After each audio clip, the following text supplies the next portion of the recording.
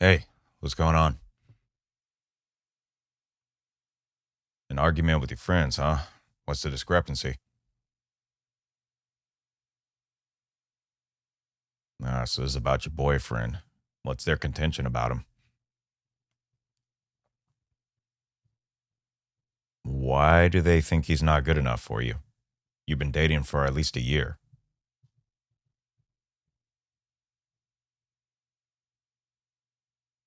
They think you're settling? Oh, I get it. They think you're settling for less. I'm suspecting their reasoning is because he doesn't check all the boxes of the common criteria among certain groups of human society related to relationships. In other words, he doesn't have the Chad or Tyrone features.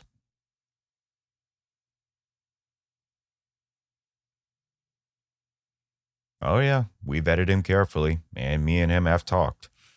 From what I can determine, he has his head on straight. Of course, he's not perfect, and no one ever will be, but he takes steps to grow daily. He also keeps his priorities straight, and you both handle each other respectfully.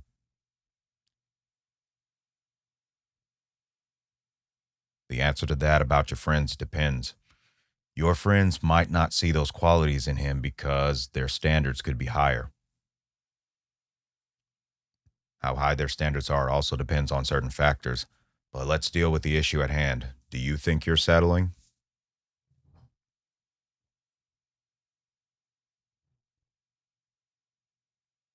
Here's a question, little sister. What does it actually mean to settle? That might be the same answer you'll get from your friends if anyone was to ask them that seriously. Or they may pull the looking too deep card. Let's break it down. What is the definition of the word settle? It's defined to resolve or reach an agreement about an argument or a problem. Now let's fit that into the context of dating. The argument within the definition addresses, for your case, that many men within human society, you are looking for one to be considered for a mate. You haven't met every single man out there, and it's significantly difficult to do that in order to determine which of them would be the best option for compatibility. Therefore, you decided to consider someone more local in the area in which you live. That first detail alone is a settlement. Yeah. Instead of trying to meet every man in the world, especially with the difficulty thereof, which, in other words, is a dilemma, you settled that dilemma by searching locally for a mate instead. Then there were other settlements. You vetted through some men locally, and you ultimately came across your current boyfriend. You used what you've been taught related to wisdom, integrity, and the basics of mutual respect, and you determined this man meets that criteria. Sure, he doesn't look as cool as a celebrity, nor has their resources, but the two of you get along, and the two of you have a natural influence that drives a smile on both of your faces. Do you not? In other words, the two of you have determined you two are compatible with each other. You determined that you both are capable of meeting each other's needs, to which, by evidence that I can see, that is definitely valid. On top of that, didn't you mention he has a plan to open his own business and there is evidence he will have a significant opportunity for its success? Then he is already looking ahead for his future and most likely a future in which you both progress together in a stable outcome. He's already filed the paperwork for his business and secured the capital for it through a grant. He asked me to help him with the paperwork. So not only do the two of you get along, he has a plan to secure a future. Do your friends know about his business? So they do. Do they understand how this particular business works? I would imagine they don't, but I could be wrong. Overall, with all we mentioned, what is it that they think you are settling about in a negative context? Did they mention anything at all?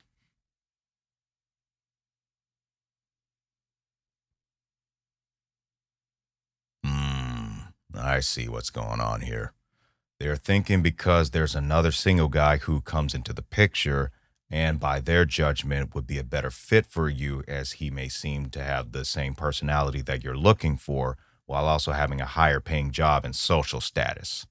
So now they want you to choose him, and if you decline, they believe you're settling for less.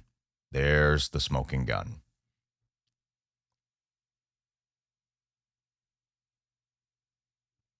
I agree with you, absolutely. If you left your current boyfriend and pursued this other guy, you'd have to start all over to find the chemistry if it's even there. You don't want to do that, and rightfully so. Although there are a bunch of people out there for us to choose from, how many of them actually have the character we're looking for that would catalyze compatibility? So the question I would ask to counter argue their logic, how does that kind of thinking work to secure a mate if you end up having to start over and over and over every single time? We haven't even gotten to any of the red flags they may have missed with this dude if they even exist. How long have they known this dude? A few weeks? And they're making a green light judgment this quickly? So when they discover another guy with a better criteria, are they going to want you to dump the previous guy that they met and then move to that new guy? Where in this process will a solid bond ever develop? Here's a big question for all humans in society on the subject of finding a date. What exactly are we looking for? And here's the punchline, little sister. What we are ultimately looking for is what we will settle for. And I'm going to tell you something about a large portion of modern people these days. Many of them are settling for luxury and entertainment rather than solid bonds. Solid bonds take time to develop. And in this microwave society, that's considered a severe inconvenience beyond tolerance. If it's not developed within the first 10 minutes, or if something that appears better comes along, the former is tossed to the side and the new is pursued. Some people, little sister, treat other people like they treat their possessions.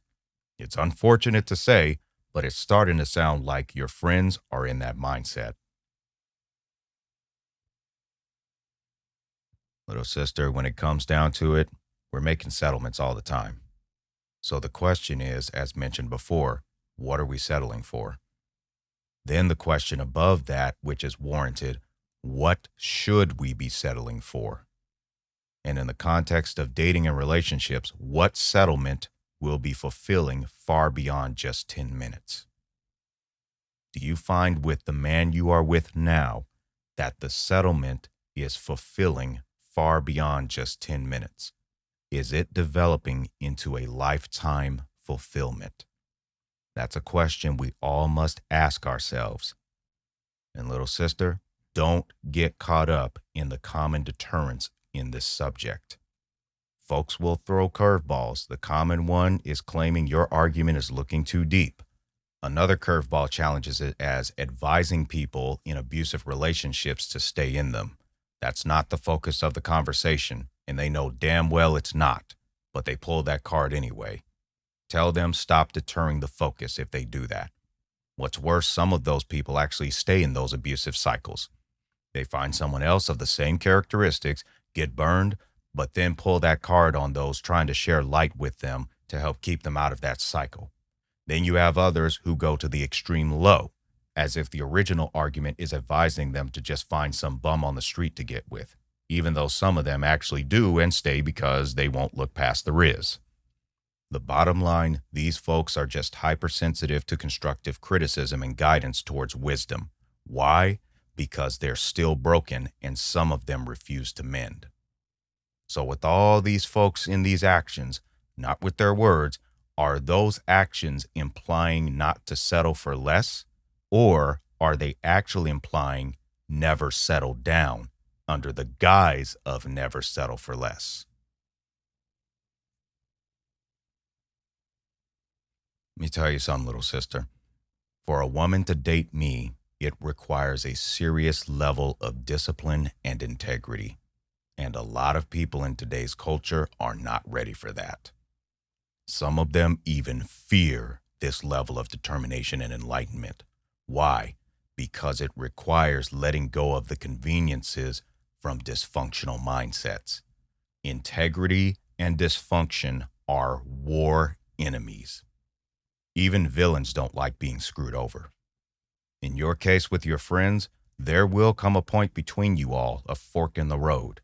They will either accept the man you chose and respect him as there are currently no legitimate discrepancies that puts you two in danger, or you part ways from them if they cannot or will not respect him and your decision. The cost of being on the path of integrity requires a purge from all forms of ego and narcissism, because integrity is narcissism's worst enemy. So, now an even bigger question in our topic that ultimately sets the paths thereforth. Which mindset are we settling for? Integrity or narcissism? And bonus question, which one of those constitutes less?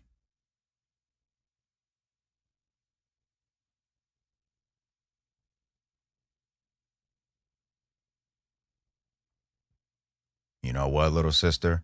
If they find me intimidating due to critical examination of reality, and you walk that same line, they consider you intimidating as well. And I'm going to tell you, some of the people we're trying to inform about reality, they're not going to make it. And we got to accept that. All we can do is share the information. It's up to each individual to either accept it or reject it. And there are accountabilities no matter which decision they choose. I'm glad you're on my side as well. So how you feeling about everything now? No problem. Glad to be of help. Anytime you ever need some clarification, just go ahead and just talk to me. Hmm? Oh, what favor is that? Assistance with audio mixing for a cover song. Now that's my favorite.